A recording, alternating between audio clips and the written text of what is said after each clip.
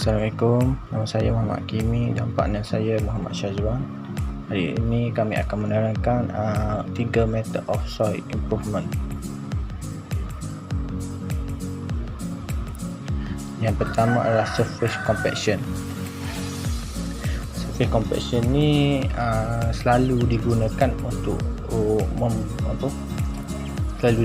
projek jalan ataupun lapangan terbang, kerana projek jalan kita hanyalah tertumpu kepada tanah yang hendak dikompak, tidak secara menyeluruh, hanya jalan hanya rule dia sahaja yang kita kompak, dan ianya hanyalah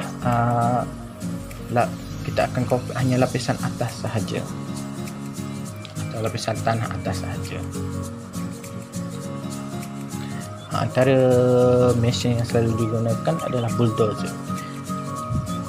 Bulldozer ni dia hanyalah menolak tanah atau meratakan tanah sebelum shift foot roller masuk. Dialah yang menolak tanah dan meratakan tanah dahulu sebelum shift foot roller masuk. Shift foot roller pula dia memadamkan tanah liat, iaitu tanah yang melekat-lekat sebelum vibration roller masuk. Sebelum vibration roller memadamkan tanah, shift roller lah yang akan memadamkan dahulu, kerana dia hanyalah memadamkan tanah liat.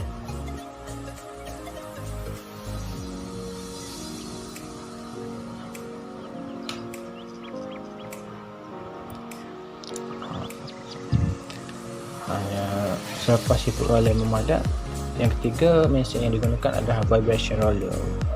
Vibration roller ni kita tahu adalah kerjanya memadamkan tanah dan meratakan permukaan tanah, kerana roller yang digunakan licin atau permukaannya licin, tidak seperti shift foot roller. Shift foot roller dia akan rollernya timbul, iaitu dia macam paku yang melekat, timbul-timbul.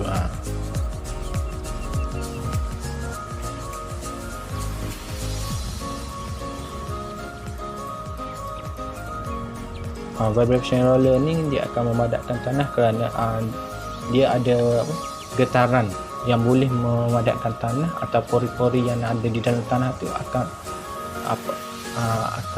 tidak adalah lubang-lubang yang ada di tanah, kan dia menggunakan getaran dia untuk memadamkan tanah tersebut.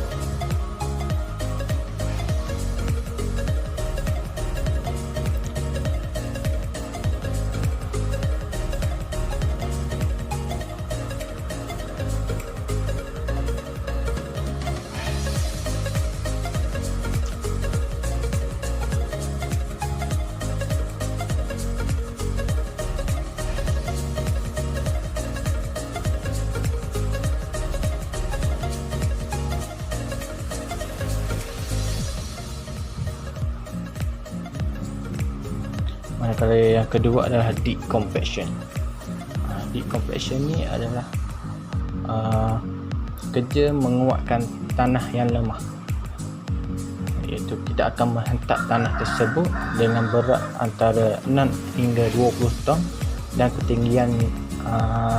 ketinggian sehingga 20 meter.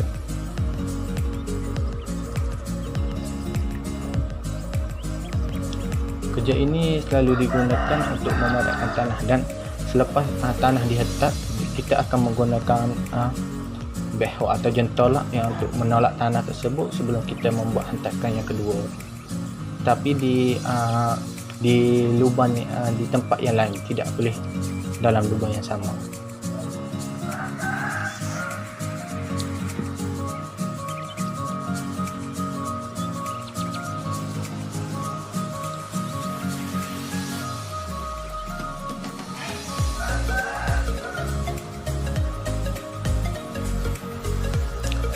Selepas siap hentakan, kita akan dia ada beberapa testing yang perlu dilakukan.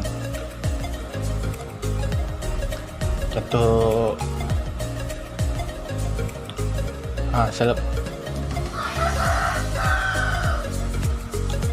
contoh testingnya apa, core penetration test ya, iaitu untuk mengenal pasti jenis tanah dan untuk mengesan tekanan air di dalam liang.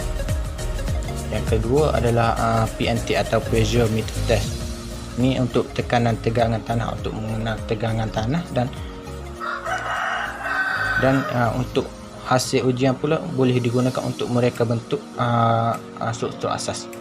Dan yang ketiga adalah zone load test. Zone load test adalah untuk menguji ketahanan tanah tersebut, dan setiap bacaan akan diambil.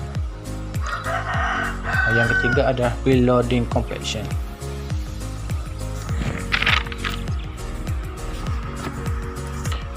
Preloading and vertical drainage ini adalah untuk meningkatkan kekuatan geseran tersebut, geseran pada tanah, dan mengurangkan kompresibilitas dan mencegah penurunan tanah tersebut. Preloading digunakan pada daya tanah yang rendah, contohnya tanah lembik dan tanah organik.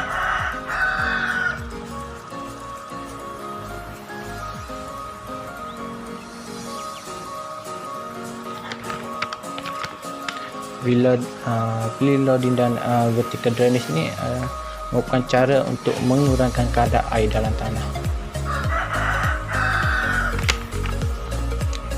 Dan yang kita tengok ni adalah prefabricated vertical drainage, kerana ia menggunakan kain tersebut, atau lebih dikenali pada kain putih yang digunakan adalah geotextile.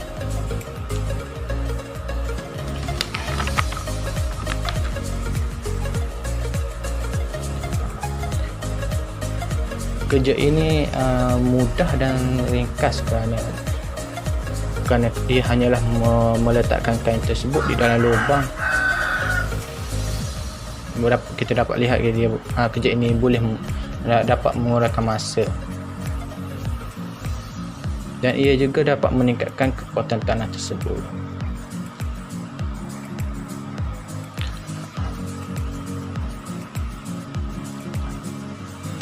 Ia juga boleh mempercepatkan pengeringan lubang tersebut, atau lubang yang kita tanam tu akan mudah dikering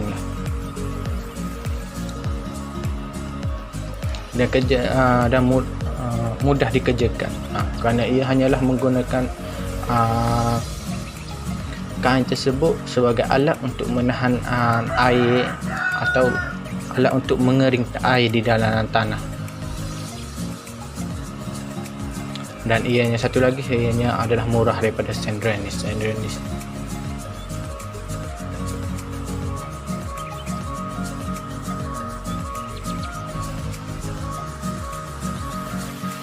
Sekian, terima kasih daripada kami.